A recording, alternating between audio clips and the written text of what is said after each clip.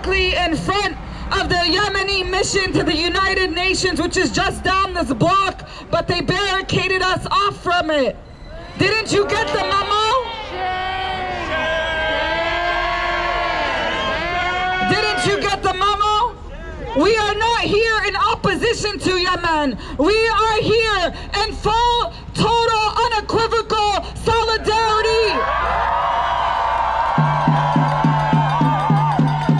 with the Yemeni people and the Yemeni resistance, who despite the fact they have been under siege, been under annihilation, been facing famine and imperialist aggression from the United States, the United Kingdom, the United Arab Emirates, Qatar, and Saudi Arabia, and so many others in the coalition that are working to starve out the people of Yemen.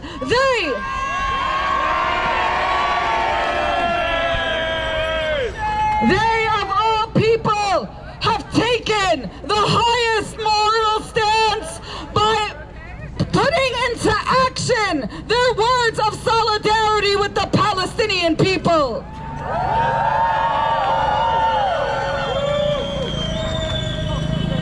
The Yemeni resistance, and we got Palestinian flags everywhere tonight and Yemeni flags as well.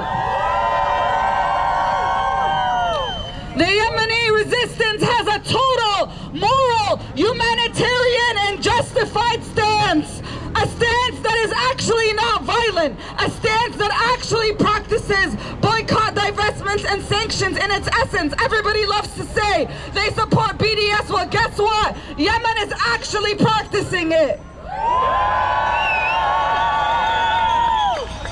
Because their demands are very simple and very clear. No Israeli boats, no Zionist-affiliated boats, whether carrying weapons to kill more Palestinians or otherwise, will be allowed to go through the Al-Mandab Strait as long as humanitarian aid is denied into Gaza. This is a very reasonable, very justified humanitarian stance.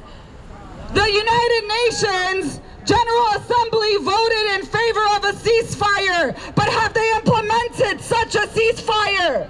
No! Will they ever bring justice for the Palestinian people? No! On the same day that South Africa brought Israel to the International Court of Justice on charges of genocide. On the same day Israel was charged with genocide in the International Court of Justice, the United States and the United Kingdom decided to assemble their coalition and bomb Yemen, bombing the capital of Sana'a, Hodeidah, and so many other parts of Yemen. Meanwhile, you would think that in order to implement a ceasefire, you would take actions exactly as the Yemeni resistance have taken by demanding that Israeli ships will not cross if humanitarian aid does not get into Gaza. That's exactly what the United Nations should be doing if it acknowledges that there should be a ceasefire, that Israel should stop bombing Gaza. But they have taken no action, and they will never take action because they are just another imperialist tool. It is the people of Palestine who are liberating ourselves, and it is the people of Yemen, not the imperialist Arab tools who are dictators, who normalize relationships with Israel, but the actual Arab resistance that recognize that the Palestinian struggle for liberation is a collective struggle for all Arabs.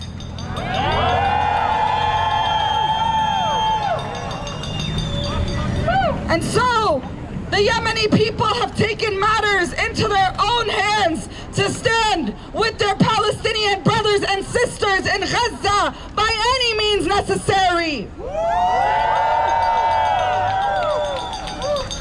The brave people of Yemen have stood up to a world that is complicit and actively supporting the genocide of Gaza.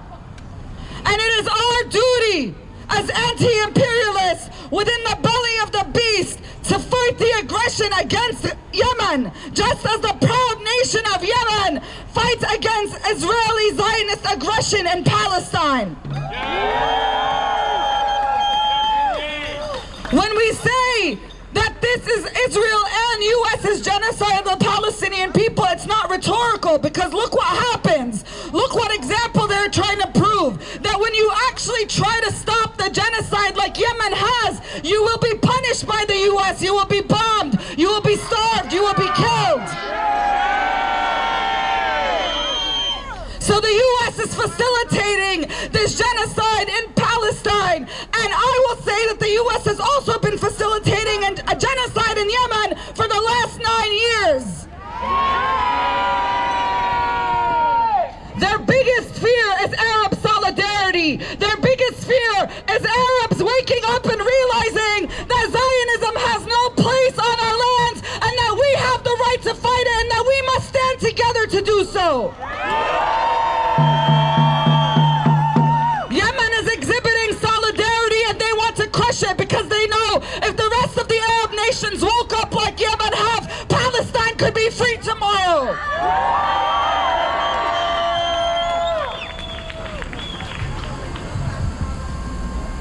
The Yemeni demands are clear. Once there is a regular flow of aid into Gaza, previously seized ships will be released, and all other ships will be allowed to pass through Bab al-Mandab without issue. Until the people of Gaza have access to food and medicine, this critical vein of the world economy will be inaccessible. Yemen is fighting against genocide and are doing so by asserting their sovereignty over Bab al-Mandab. Their actions are exemplary and must be defended if we are to defend the people of Palestine.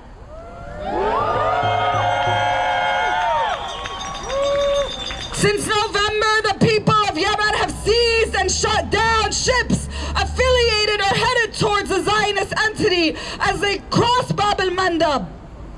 By controlling this crucial artery for global trade of commercial goods and oil, Yemenis have decreased activity in Israel, so-called Israel's Eilat port, thereby being one of the few nations to materially defend Palestine. And I want y'all to check out that truck behind you for a moment.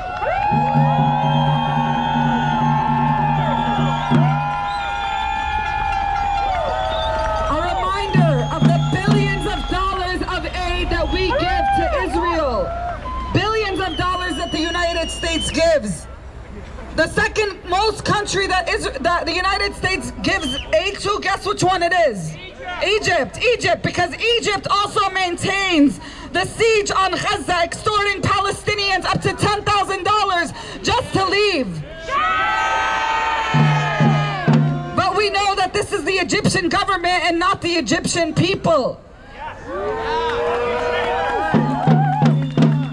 But the Yemeni people took it a step further and took matters into their own hands in defense of Palestine.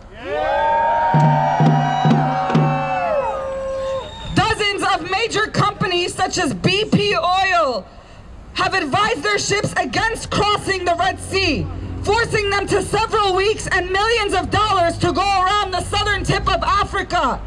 Yemen was hitting them where it hurts with these manufacturers. We talk about blocking the boat, but Yemen actually blocked the boat. We talk about boycott and sanctions, but Yemen actually boycotted and actually implemented their own sanctions. And as Israel is tried in the International Court of Justice today, whether or not they rule in favor of the Palestinian people, we have seen the inability for the United Nations to do anything in support of the people, because it is still controlled by the United States, the United Kingdom, and these imperialist governments that work with puppet Arab nations to keep our people down. So we will not rely on court rulings, we will not rely on international bodies, we will rely on ourselves and the resistance, and we support the resistance. We support the resistance from Yemen to Palestine. And so I want y'all to give it up for our next speaker from the Yemeni Alliance Committee, who have been fighting against the U.S. war on Yemen, the U.S. coalition on Yemen for years now, and have always unequivocally supported the Palestinian struggle. Please give it up, Yemeni Alliance Committee.